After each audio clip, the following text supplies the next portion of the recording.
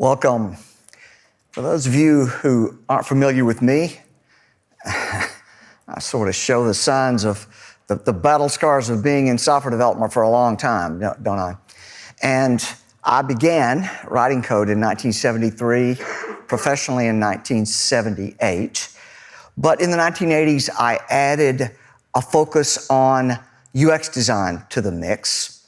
And that gradually increased over time, took a big quantum leap in the 2008 timeframe when Apple started introducing devices that showed people that apps didn't have to be ugly and hard to use. So since then, I've gradually increased the amount of time that I worked on design up to probably about 3/4 now. Still do a little bit of coding, and I have the developer perspective. Now, I also have a lifetime interest in science. I actually went to medical school for a year before deciding I didn't want to be a doctor. So pretty deep in science, and I find that that puts me a little at odds with the typical designer type, especially visual designers. Almost all of them tend to have an intuitive approach to design. They do what feels right. They fool around with it until they think it feels right to them and it will feel right to others. Developers, that touchy-feely stuff doesn't go very far with you, does it? You need to have reasons for why you do things. Well, fortunately, there are reasons for why we do things in UX design. There is a considerable science wrapped up in how vision works and how the brain works. Really, everything in the world that we do is affected by how we see and how we think, and that includes devices and software. So there's a whole body of science built up around that. Now, I could start referencing a whole lot of studies, but that would be boring. Instead, we have the advantage that I can actually demonstrate things to you, and you can see both in your eyes and in some cases in your mind the principles that I wish to communicate without having to go through a lot of scientific jargon. Now, of the stuff that has been studied and has scientific basis, some of it isn't that important and you already know about it anyway. You did the blind spot thing in school, right? Almost everybody does that. And that's well-established science, but it doesn't really have anything to do with app development. On the other hand, there are other commonsensical things that do. Our eye tends to filter out clutter. If I take that photograph of shells away, you don't remember individual shells. You remember the thing as a whole. Now, that has implications for how we do software. If we put too much clutter in the software, the visual perceptive system shifts modes so that it's not really looking at a lot of the details anymore. We'll see some examples of that coming up a little bit later. So a lot of things are common sense and straightforward, but some things are counterintuitive.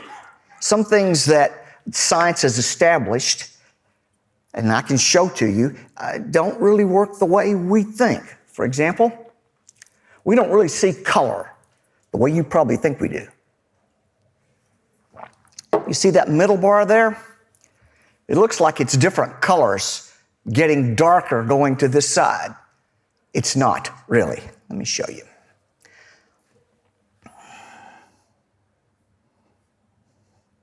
I wrote a little program that allows me to take a little color swath here and drag it along. And I promise you I'm not changing the color, okay? So you see it matches there, matches there. See, it's still there. It didn't change color, but you still perceive that the color is different. There's actually a famous optical illusion that demonstrates that. Some of you may have seen that. Let's see if I can't bring that up. You've seen this optical illusion before? What if I told you, whoops, sorry, it's on the wrong, I've got it on the wrong screen. Put it over here. You've seen that optical illusion before, some of you? Those of you who have seen it know that square A, the one labeled with A, and the square labeled with B are actually the same color.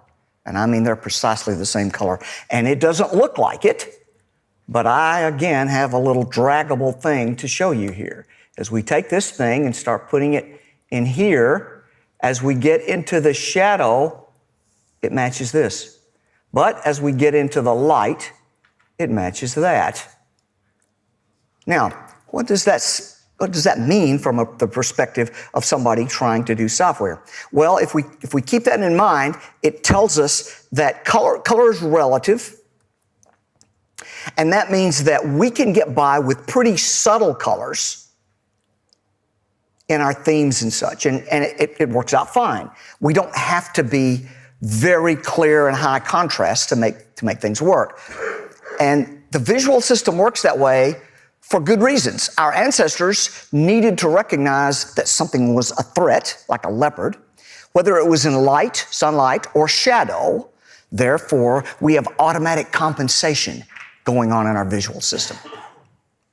And with the clutter, the principle behind it is we tune out elements in the visual field that we think are not important. But the counterpoint to that is that the visual system emphasizes things that are important.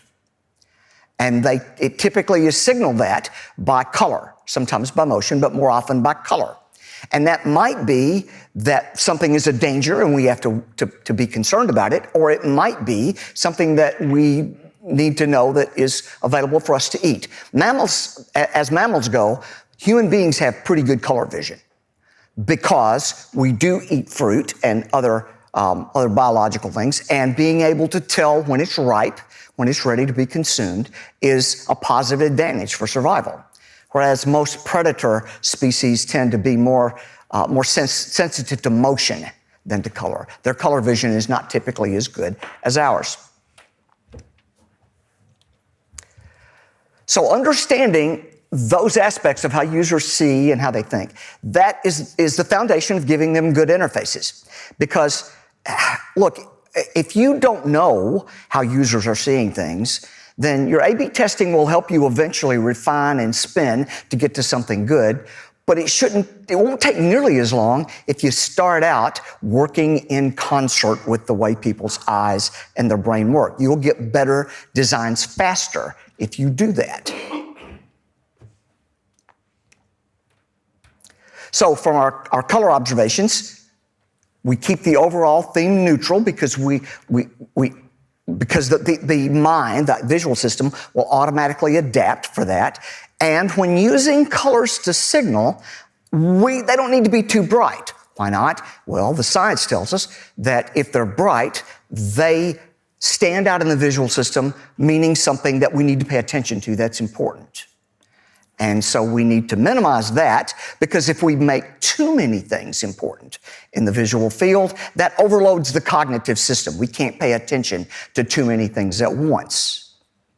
So back in 2008, this was an application that we wrote, and you can see we were learning our way through some of these things, but we've got a pretty nice, subtle sort of overall color theme there, and that worked out very well. It also looks very natural. When we put this out to the earliest people to get feedback, consistently a statement was made that variations I heard over and over again. This is easy on the eyes, they would say. Well, it certainly was compared to the battleship gray, ugly, monochrome, artificial-looking stuff that they were accustomed to. It did look quite a lot better. But one of the reasons it does is that it's got a natural feel to it. In the real world, we do have gradients because of lighting effects.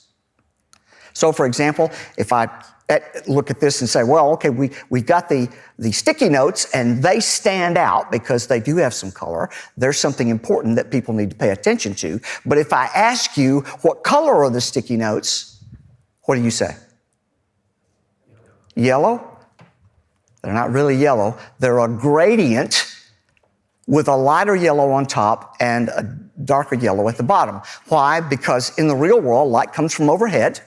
There are lighting effects. And so that spoofs those lighting effects so that the sticky note appears natural. We also make it appear natural by making them kind of just stuck on there instead of perfectly lined up. Perfectly lined up feels artificial. So something that feels natural tends to have less stress.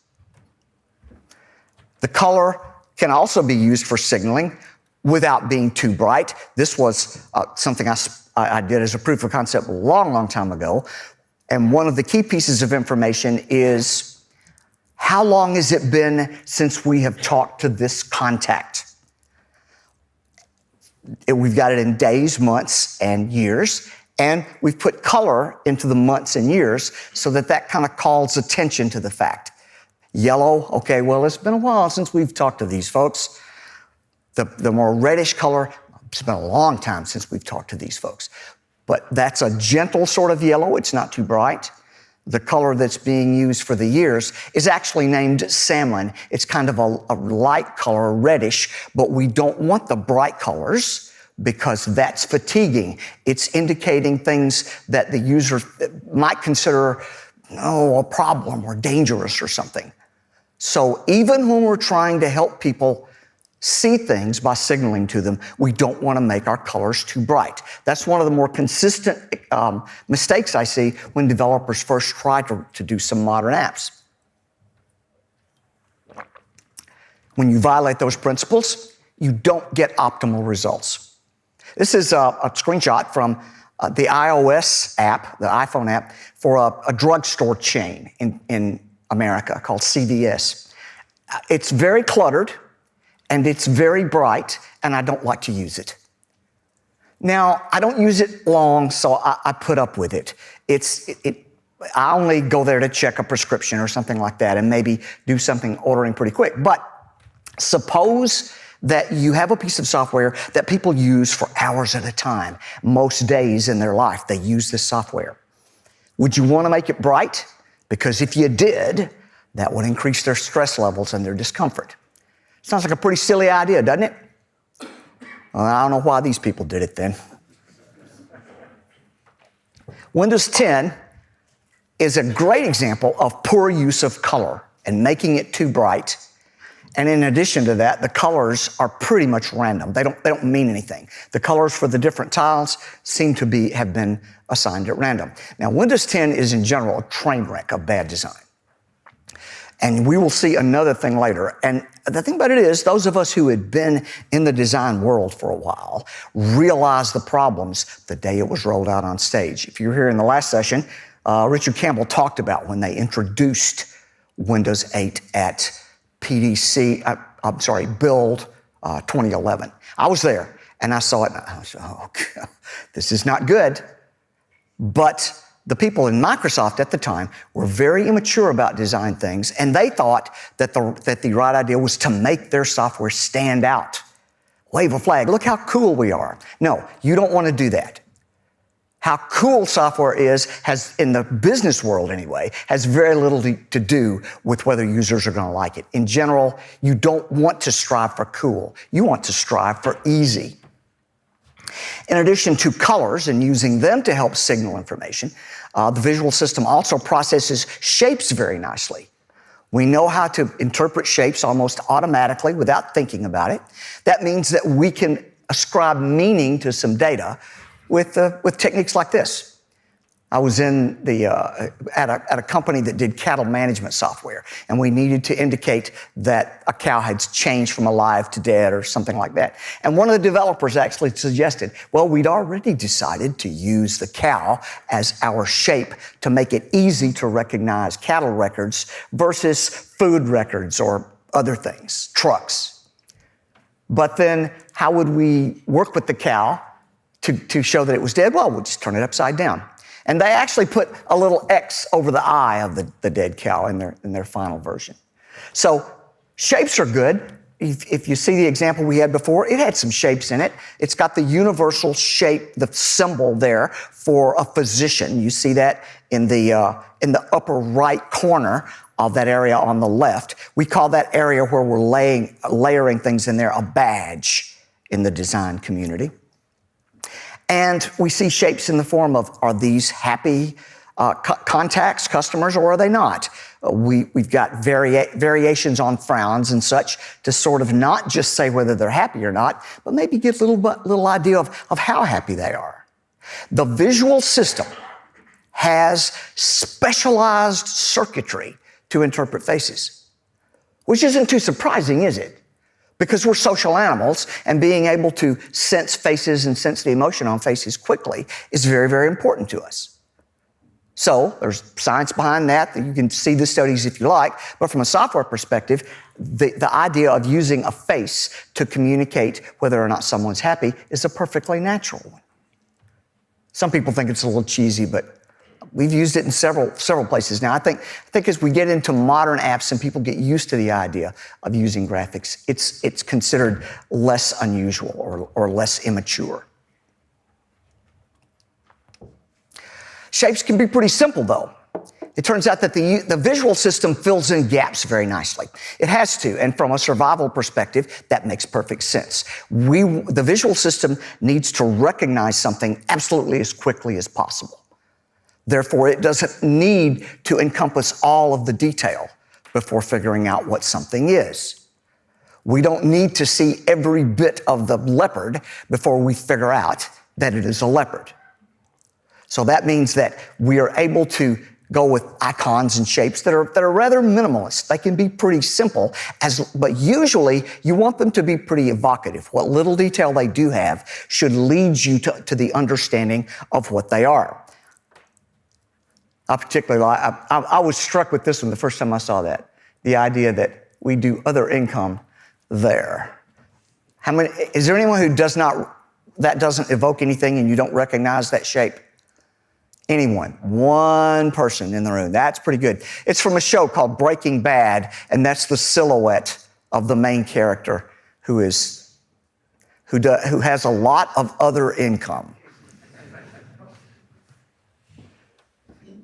Now let's look at an example that uses shapes in another way, because it's nice. It's ideal and wonderful if the shape is immediately evocative and we are able, the user doesn't need any training or anything else to pick up what's going on and use it. But sometimes we make shapes kind of have arbitrary associations, and they have to learn what those are.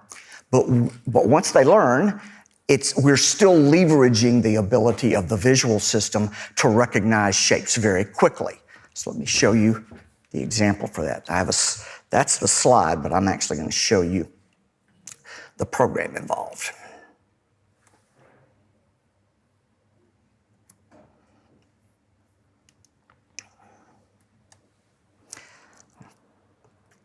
Let's pull this over there. So imagine here that we have some data that represents trucks that are being sent out, and each truck has more than one load on it. So how then do we represent the loads so that we can very quickly understand something about those loads without having to clutter up the screen with a lot of information? Well, over on the left, you'll see that there are shapes, and they have various colors. Now, I randomize the data every time, so I get to sort of ask fresh every time for the audience which ones of the trucks look like they might have some loads that will be delivered late. Yeah, we've got at the bottom, Giant Goofy Gadgets and Joe Bob's Country Ham and Jason's Deli all have the indicator. See, I didn't have to train you for that. You would never have to train users for that. They would understand right away that the color indicates something about the status of that particular load. But the shape is indicative too. Now, we have to kind of hover to see it.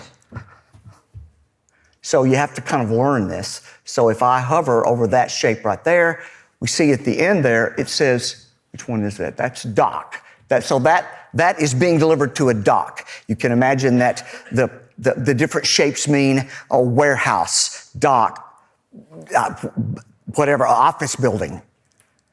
So you would learn what the shapes mean, and now we're talking. This was created and designed for a software system that has thousands of users that use it all day long. So now a little bit of work to understand what the shapes mean gets leveraged into something that benefits them all the time.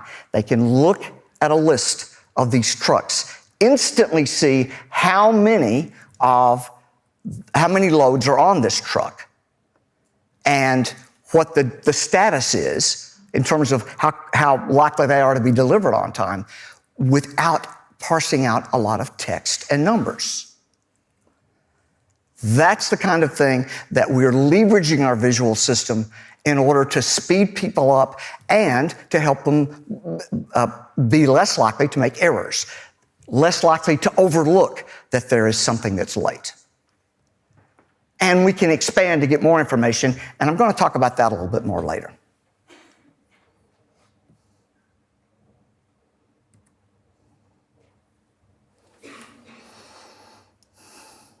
Where'd my slides go? They're there.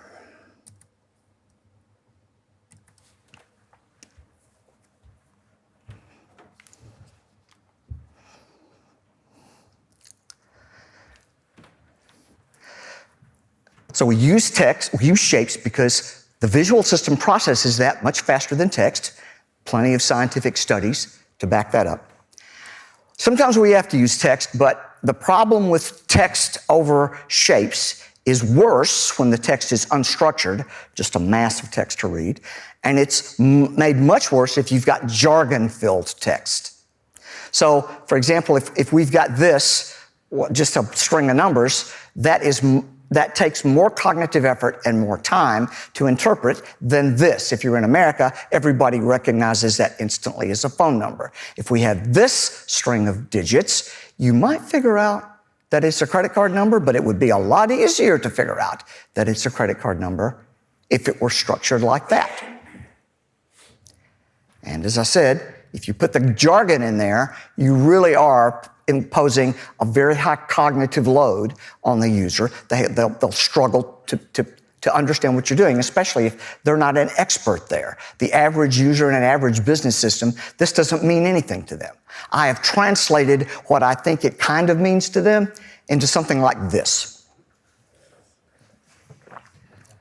They just don't understand the terms, so they kind of fill in something phonetically, and basically the only message they get out of this is, if I click no, I got to stop what I'm trying to do. If I click yes, I can go on. That's all they get out of it.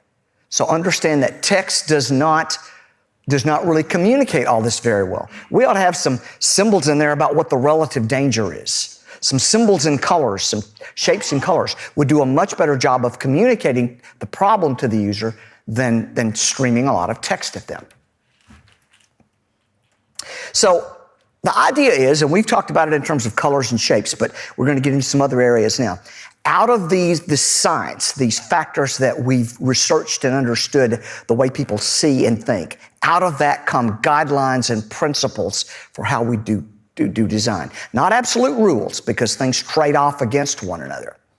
But they help you avoid mistakes if you understand these principles that make interfaces harder to use. And they're based in how the visual system of the brain works, whether you like it or not.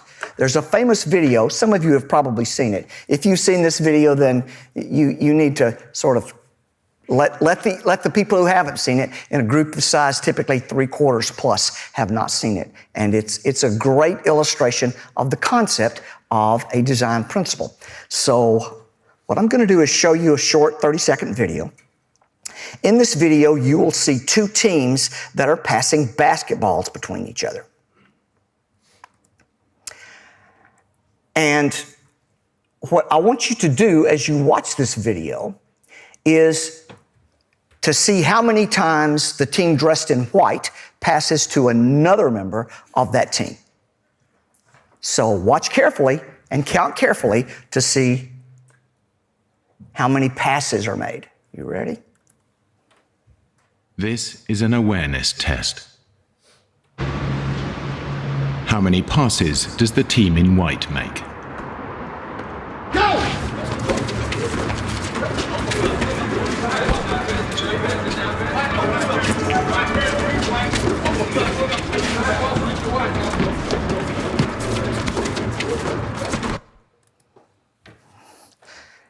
How many passes did you see? 13? Most people would agree on 13. It's a little bit ambiguous at a couple of points, but 13 is the most common number people respond with. Now, some of you who have seen this video now know what I'm going to ask next, which is, did you see anything odd, anything unusual that you weren't expecting? Don't answer if you've seen the video before. That's not fair. For those of you who had never seen it before, did you see anything odd? No? Nothing? Usually one person will go, yeah, Fake passes? no, it's much, much stranger than that. The answer is 13. But did you see the moonwalking bear?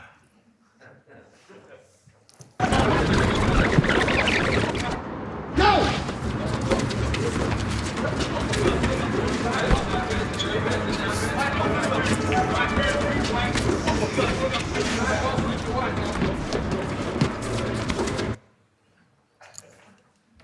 And I promise you it's the same. They did rewind and play exactly the same video. I've been in crowds of 30 or 40 and nobody saw the bear. Why not? Because, the original version of this video came out of a research group. That's like 20 years ago. And I've got the original DVD that they published some of their findings, which is a little different from this. BBC made this one in order to increase awareness for motorcyclists and cyclists to get people to look at them. It's a pretty clever tie-in for that. But this actually came out of some science at a university, and they named the effect inattentional blindness. What they mean by that is, when you're focused on something in a visual field, your eye has only a small part of high resolution. That part is called the fovea, if some of you took the biology for that. That part of your eye is constantly being transferred to some place where your brain has decided you need to understand the detail. The rest of the visual field isn't really seen in any detail at all. It's basically filled in with a convincing fake. Here, I'll show you I have my program to just sort of simulate that.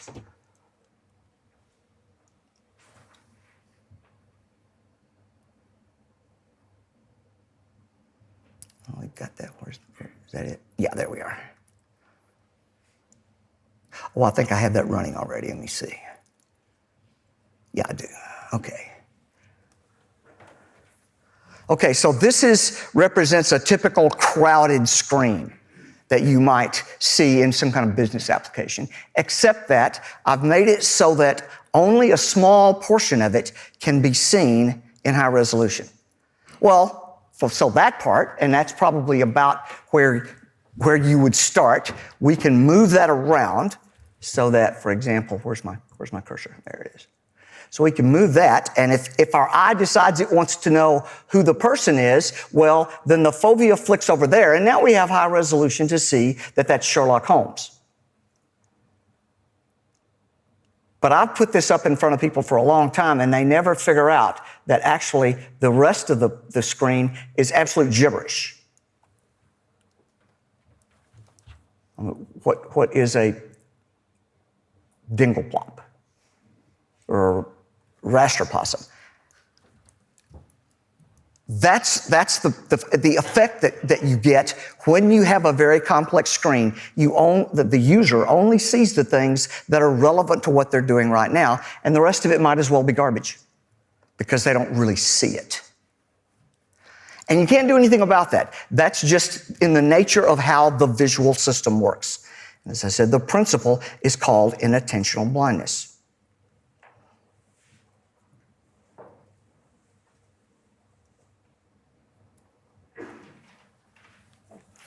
And the slides contain the link to that if you'd like to see it. And this is true even if you already understand the principle, it still works. So I'll show you 3 slides for a few seconds each. They have like as if it were a mobile app, a little screen, a view on a mobile app with common tools you might find around your house or workshop. You can think of this as kind of a simplified card view. I want you to tell me out of the 3, how many slides contain a hammer. And I'll only show it for 2 to 3 seconds, but that's typically enough. You ready for the test?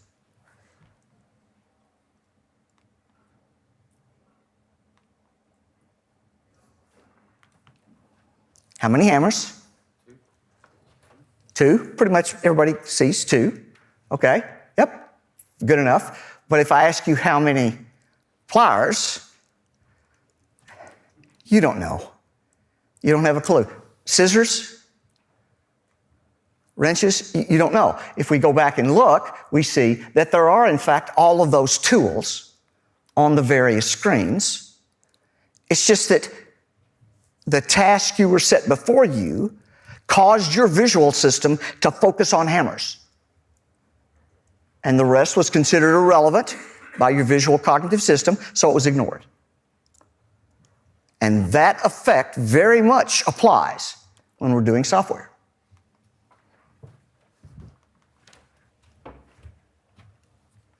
You see, users are primed to do something by the goals that are set for them. Software, in particular, is written for a purpose. Therefore, when someone comes to a view, they normally have a goal that they're trying to accomplish. And that influences how they perceive the view that you have placed in front of them. One of the things that means is that when you go to design a screen or a view, a page, you should ask yourself what the major goals are going to be when someone comes to it. If you don't know what those are, you are really not in a very good position to do an acceptable job of designing that view, of creating a layout for it, because you don't know what the user needs to focus on. So there are several design principles based on our visual system. We just saw inattentional blindness. We're also going to cover some called the Gestalt principles.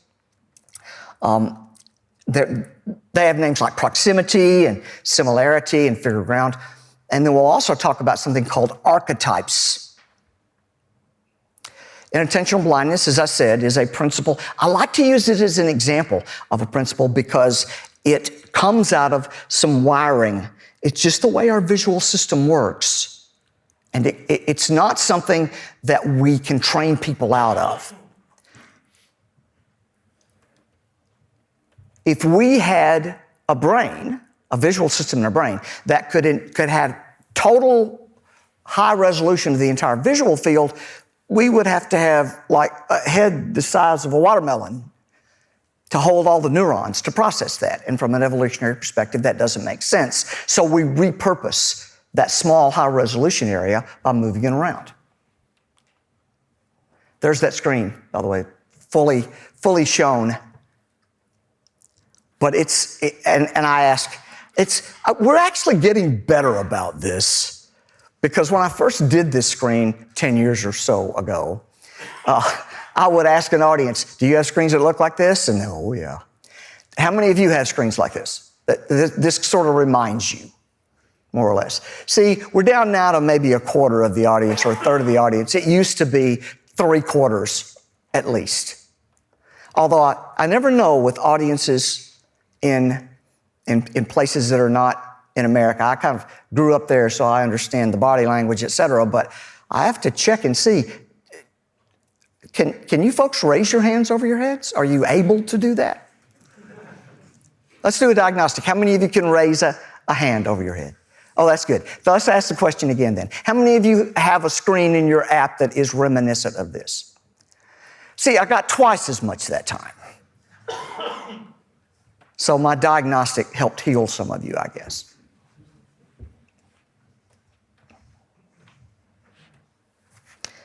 Yeah, I've got some slides in there just to remind you of the demonstration thing that I did. So goals tend to prime people to see things. What people see, especially when they look at software, is heavily influenced by what they expect to see. Let me give you a real example from my own experience. I was in a parking garage and I needed to go from the first floor to the 5th floor. So I walked into it looking for the elevator, saw the elevator area, walked over to it. And how many buttons would an elevator tend to have to call the elevator if it's on the bottom floor? It's only one, right? Because you can only go one direction. So I'm expecting an elevator button, one elevator button. What shape are elevator buttons normally? Call buttons. They are, most of the time they are round. So now I am primed to look at an elevator button, and I walked up and pressed this thing right here. It's round, it's a single button.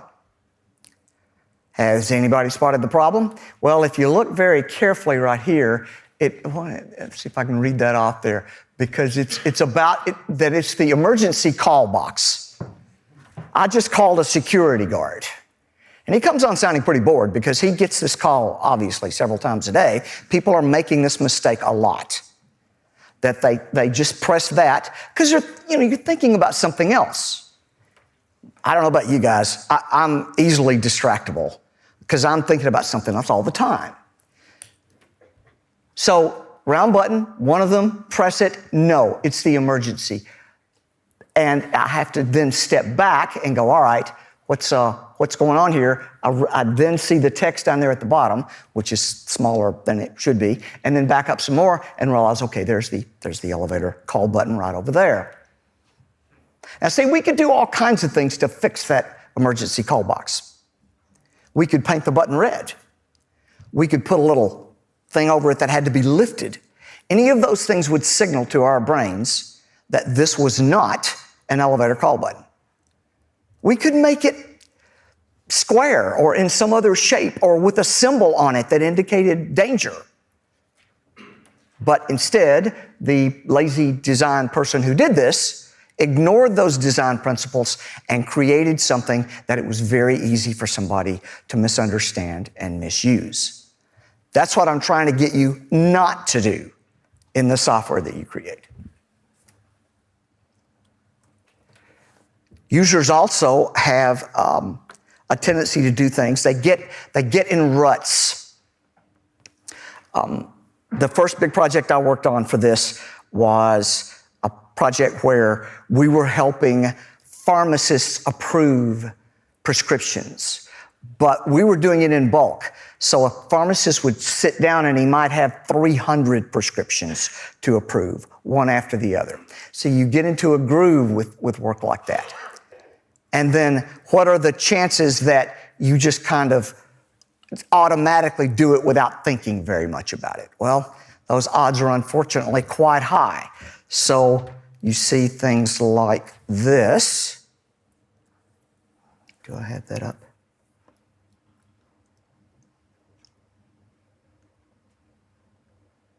No, I haven't put that up yet. Good. Let's get that screen. So suppose I have a screen where you're stepping through some workflow. Oh, sorry, we got to start it all over again because that's the end of it. So we do some stuff in a workflow and we press the next button. By convention, the next button is normally in the lower right portion. And then there's another workflow step and another workflow step. And then, I'm sorry, it's on the wrong screen. Let's give it over to you. My apologies. Get that over there. Well, let's get it back a bit. So, bam. So we do a workflow step and we go to the next. And second workflow step next. Another step next. Final step, press. See, I'm just in the groove of pressing that as the thing that steps me through the workflow, but that actually was a cancel button because there is no next. So the person designing that says, we're going to make our buttons nicely aligned because that's very aesthetic. Well, they just put the button in a place where next normally was, which promotes the possibility of a mistake. Now, some of you are probably sitting there thinking, nobody would be stupid enough to do that. Well, I give you American Airlines.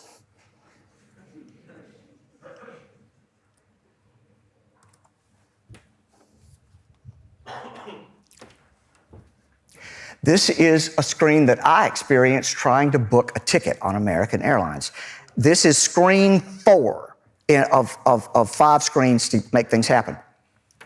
And I've gone through 3 screens now to pick out my flights and dates and get everything in place and give them my information. And I get to this one and notice that there's some stuff up there, some text that I'm not paying any attention to because I've seen all this before. I'd already worked on the screen up above this. And I think I'm done with the screen, so I scroll to the bottom and press the button that is exactly where all the other continue buttons have been. Every other button has been, okay, go on to the next screen. But this one, which I don't even bother to read it before I press it, is start over, and I threw everything away that I had just entered. American Airlines was losing money every day that this silly design was in place. And again, they thought, oh, well, you can't go forward. Why not? Well, you haven't entered your credit card stuff yet. And so they knew that the go forward button wasn't available, so they just got rid of it and for aesthetic purposes, shifted the other button over. Very foolish design. That stayed up for about 18 months that they lost money on this. Now, if you do manage to get all your credit card stuff in, then it looks like this. Be cognizant of things like that because people do get in grooves. Here's the philosophy that this encompasses that I would like you to avoid. It's possible to use this system and make it work and get the flight you want. Now, I had to go back and enter a lot of stuff again, so it was very inconvenient, and some people, of course, would get frustrated and go to Delta or something.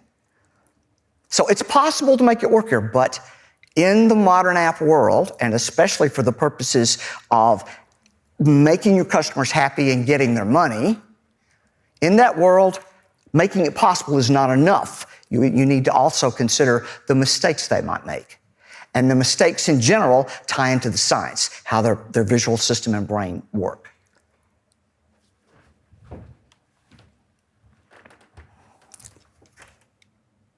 Also, context influences what you expect to see. So if I tell you, for example, that the thing you're going to see next is a map with some buildings and streets on it, then you think that the black things there are buildings. But if I tell you, well, actually, no, that's text. Did you feel your visual system shift in the interpretation when I switched over to that and changed the context? So you want to set context in the apps you build. You don't want to lead people into misinterpreting something because it has the wrong context. That, by the way, the fact that the letters are in the buildings like that is an example of a principle in the Gestalt family called figure ground. Now, I'm going to get some more Gestalt principles here in a moment. They're a whole family of principles researched by German scientists about 100 years ago. Gestalt, as many of you would recognize, is a German word, and English doesn't really have a good equivalent to it. So like we always do, we stole that word for this principle. Figure ground. You may see 2 faces in silhouette. You may see a vase, a vase, you might pronounce it. It depends upon what part of the area that your brain decides is the important part. That's the figure. And then the rest is kind of filtered out. It's the ground. We use that principle in that application I talked about writing back in 2008. You really couldn't do what we did here on the web at that time. So what we did was said, okay, this is the figure is this area in the middle where you're editing. And notice that the other stuff around it is comparatively subdued to it. So that's the figure. Now I want to edit an address. Well, now the figure needs to change. So what we did was shrink this element and put some gray over it, and then put a new element in front of it. That becomes the new figure. We direct the attention of the user. Leveraging that figure ground principle, we can direct the attention using visual cues we can direct the attention of the user to the part of the screen that we think they need to be concerned with. And then when they're done, we go back to the way things were. And then later on the web, we started seeing that show up. Twitter does something like that. You've probably seen quite a few sites do that. That's why they do it. It's a way of maintaining the overall context, but influencing the visual system to concentrate on what they think you need to be looking at right now. But you have to actually understand what the principle means. For example, Visual Studio 2012 made a big mistake around figure ground. This is what happens when you learn these things superficially. Some designer somewhere influenced the Visual Studio 2012 team and said, well, the ground needs to be comparatively dimmer than the figure. Well, if you work on the Visual Studio team, what do you think the figure is? The thing people should be paying attention to. That's the code, right? That's the way they think about it. So you make everything else kind of subdued. So they made the toolbar with very, very little color and detail on it. But as a consequence, it became harder to find buttons on the toolbar, and the mistake they made is the figure isn't the same thing all the time. As we saw with the example from the app we did, the figure might need to change. If they made it so that the toolbar lit up when the mouse was over it, now they would be understanding and respecting figure ground, but they didn't. And that was universally panned, and then they went to this, which is pretty much similar to what we have today. So following the principles, when you don't really understand them, can lead you into some bad user experience patterns.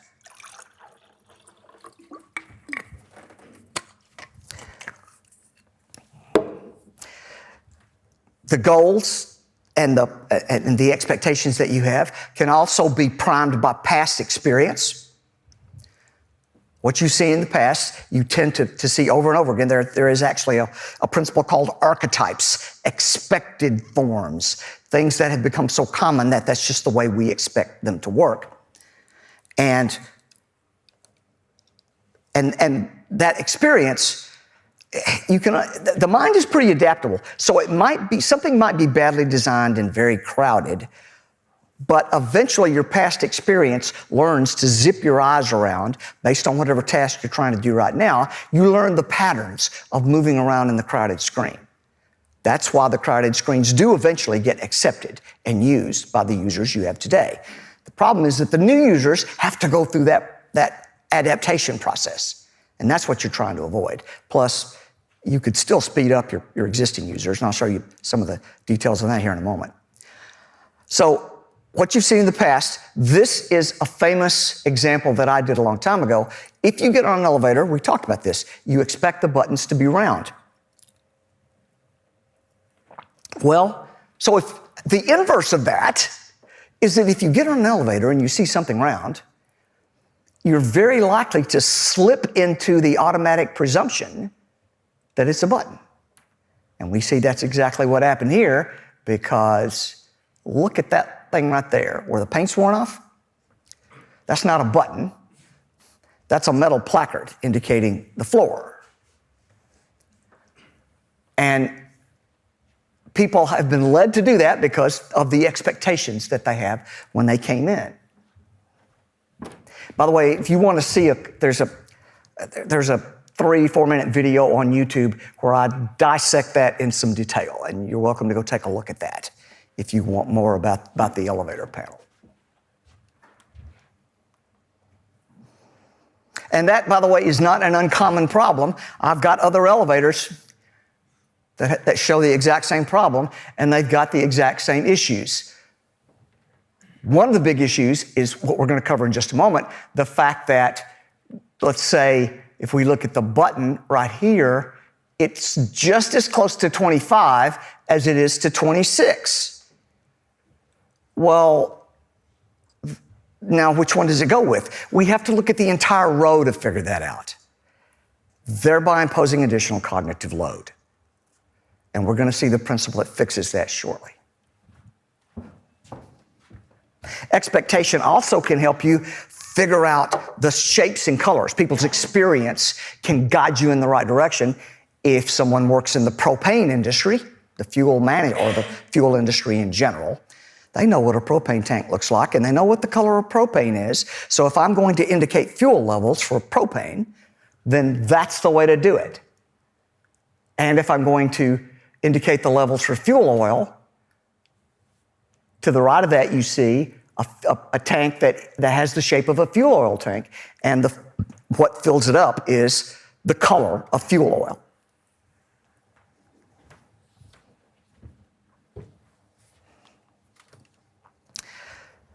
So let's talk a little bit about that proximity issue, about things being close to other things.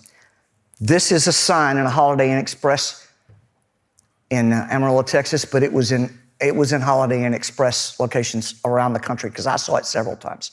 I got off looking for room 207, got off the elevator, and see, okay, there's my range, 201 to 223. Okay, there's an arrow down below that. I must go that way, to the left. And I did until I got about 2 doors down and realized I was going the wrong way, and came back and looked at the sign again and found that this is the entire sign. Why did I pick that arrow? And by the way, I wasn't the only one, I found out when I showed this picture in class the next day. Other people had made the mistake. What's the problem? Well, the arrows, that's the closest arrow. The one on the bottom is closest to 201 to 223. And remember, I'm not looking at everything. If it's not relevant to me, my visual system is filtering it out. So then how do we know which arrow we should be using? Well, the proper way to do it would be to have those arrows lower than they are so that they are closer to the room numbers that they are supposed to be associated with. That is the Gestalt principle. Your visual system automatically groups things, considers them to be related if they are close together. If you violate that principle, you induce people to make mistakes. Unless you think that doesn't happen in software. This is a screen from Amazon where I was looking at deals of that day, and you could check off the things that you wanted and put them all in the shopping cart at once. So I saw the little USB drive there, and it looked like a good deal. So I read the stuff below the drawing and went down to the checkbox below that and checked it. But I did not get that item in my shopping cart. Have you spotted why not? If you look hard enough, you'll see the checkbox for that actually is above it. But the white space means that visually, I can't tell that. It's hard for me to tell that. I have to, again, expend additional cognitive load to figure that out. That principle, again, is called Gestalt proximity, because our visual system is optimized to see structure and relationships in things. That's part of that need to perceive things very quickly in our environment. That's what our vision is for. It's to help us survive. If it were too slow, then we're the ones that end up being the leopard's lunch, and we don't pass our genes on. So there are several principles of design that come out of that same family. We just saw proximity. There's also similarity, common fate, continuity, enclosure, and figure ground. We've already covered figure ground. So I'll cover some of the others here in just a moment. Understand, though, that when I walked up to that sign and immediately said, oh, yes, I'm going that way, I'm going to the left, that was not a conscious grouping of that arrow to the numbers. I didn't do it consciously. My visual system did that automatically. Because Gestalt principles happen in a stage of visual processing called pre-attentive processing. The first stage of processing happens in the retina itself. We won't go into the details there. Stage 2 is unconscious, and it's where you start to get shapes and groups out of what you're seeing. And then stage 3 is where you apply your experience to it. So Gestalt principles all come from stage 2. It's unconscious and takes place before you consciously interpret what it is that you're seeing. In fact, in that case, with the hotel with the hotel sign, I had to go back and impose a different conscious interpretation because my unconscious interpretation was wrong. So Gestalt proximity, automatic unconscious, assumes that anything close together is grouped, or more than likely grouped. And we can see how this works in some slides I'll show you in just a moment. Gestalt proximity helps you see that things are grouped, but it also helps you see when things shouldn't be grouped. Putting things too close together also has the problem of inducing errors. This is some real software that I was doing a video. I'd been hired to do a video about this software. And you can see that there is an edit button there to change what we would call code behind for an event in most cases. And next to that is this button, and I mean it's right up against it. And that button wipes out all the previous work in that event. It clears it, basically. With no confirmation either. It doesn't ask you. It just gets rid of it. Well, what are the chances that, I mean, as we're moving through a program trying to do some editing, what are the chances that my mouse slips just a little bit over to the right when I'm trying to hit edit and hits the button right next to it? And the problem, of course, is that that button is too close. I chewed that team out over that too. The iconography is pretty bad too. That link thing doesn't, I don't even, what does that have to do with deletion?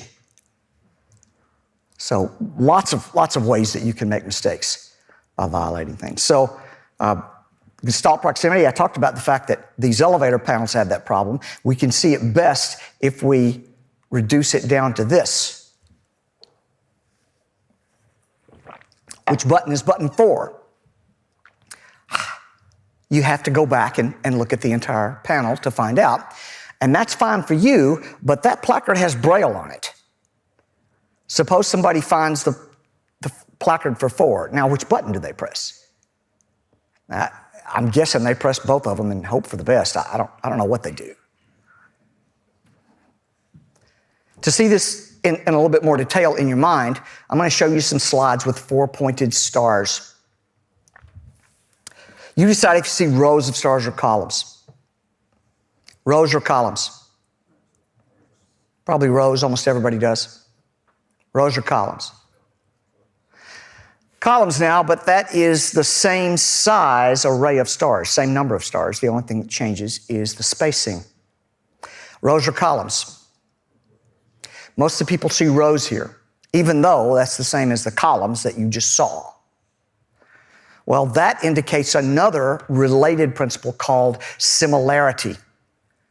That things are also grouped together by color and shape and to a lesser extent size. So there's similarity by color. We group things into a row by color, but we'll also do it if just all the shapes on the row are the same.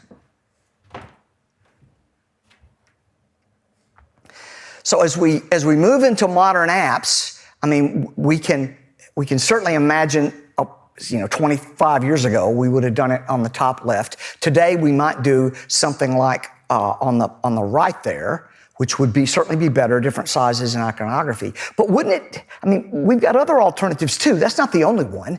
If we put things on a timeline, now Gestalt proximity brings together things that are close in time. And that might be valuable. That might be a thing that helps the user very quickly understand that these things are related in some fashion. And if we violate the patterns, then it's easy to pick things out. We don't have to really scan very much to see the triangle or the star right there. And Gestalt principles also have the idea of continuity, that we assume if we're following a path in the woods and it curves around between some trees, we don't assume the path goes away. We assume that path continues. Now, if we've got a tree across the path, now we understand that's a break. So we look for breaks. Breaking a pattern will cause something to be noticed. So, for example, if we're doing a timeline of people's assignments for the day and we shift one off to the side, well, people notice that. In this case, we shifted something off to get them to notice it because it means they're double booked at that time.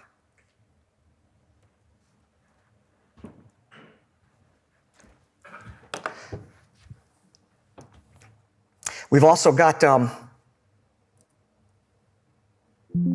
here. Let's see if we've got the letter scanning. Where's that one? Right there. What's that complaining about? Oh yeah, that's the silly thing there. Let's get to.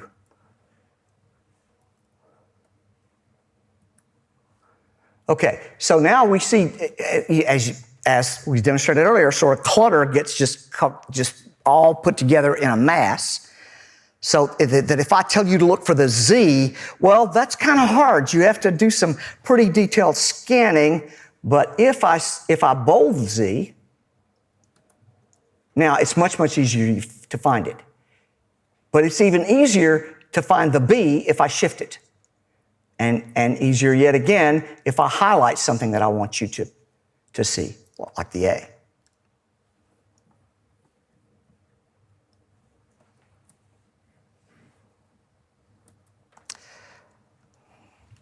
All right, let's do a final thing to kind of sum up some of these and understand how applying these principles helps people interpret data and see it quickly, saving time and reducing errors. So, let's suppose we have card views of sports equipment. Typical sort of modern app-looking thing. And if I ask you, well, how many American footballs do we have? Well, you're scanning around, and eventually you come up with 3. But there are various principles we can apply. For example, there's the principle of real-world mapping. Different pieces of sports equipment are different sizes in the real world. Well, why can't they be different sizes in the interface? That would help you sort out the different categories. But that's just one principle. If we look at the similarity stuff and the proximity that we just saw, then we can end up with something like this. And now that's much, much easier for us to zero in on categories. We've got proximity, we've got color, we've got shape. All those different things are helping us, and size. All those things are helping us zero in on the data that we're interested in. Pretty easy to see what a user would like in terms of being able to get to their data pretty quickly rather than use sort of the thing that a typical programmer might throw up without really thinking very much about it. All right, I'm a minute or two over, so I'll stop there. I have about 30 more slides, but it's clear that I don't have enough time to go through them.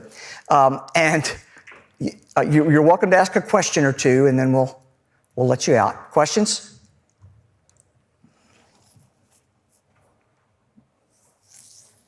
No questions? You must be eager to get out, or you're just kind of blown away by all this. I don't know. Maybe I was not lucid enough for you. I've got a question. When do you think, or do you have any thoughts on when we might lose the floppy disk as a save icon? When will we lose the floppy disk as a save icon? I don't know. I don't know when we're going to lose the camera as the camera icon either, because cameras don't. Who has a camera like that anymore?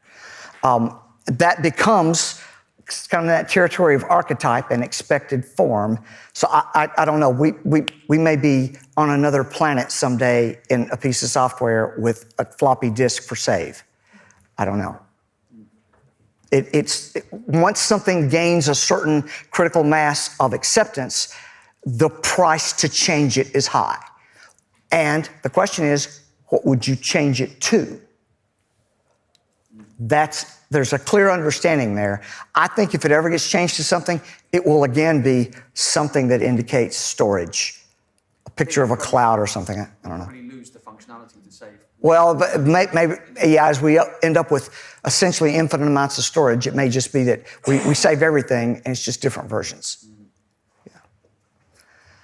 All right, I hope this has been an interesting look into some of the science behind how people see your applications and maybe give you a few ideas for how you would make them clearer, speed people up, keep them from making as many mistakes. You're welcome to come up while I tear down.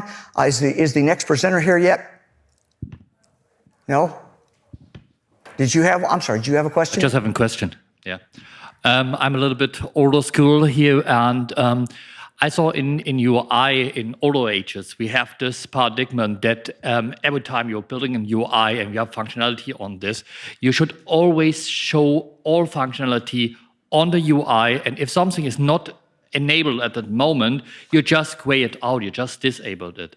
Nowadays, of course, we have more functionality in our UIs and our applications, but nowadays I see that the new paradigm seems to be not just disable it and gray it out, but just make it invisible so the people don't see that this function is available in the system. What is your opinion on this? Well, understand that, and I mentioned this briefly, that principles play off against one another. They trade off. There's value in making things less cluttered, so that's why people disappear them. There's value in making sure that something is there, even if it's not available now. And for different kind of users in different circumstances, it might make sense to make different choices there. But what happens in many cases is people don't want to think very much about it, so they copy something else. And fads tend to arise. And there's really nothing I can do about that. We have done both ways, depending on circumstances, but I find that many application teams don't decide it based on circumstances. They just, somebody has personal preference and they just go with that. Are we done? I would love to keep talking. Let me tell you, I would talk for hours, but I have to let you go and get to the next session. But you are welcome to come up and check in with me while I'm tearing down and get some contact information if you're interested in talking to me about having me come work with you or having my team do some work with you. So thank you very much. It's been fun, as it always is, talking about this stuff, and I hope it's been valuable enough for you to spend that hour with me.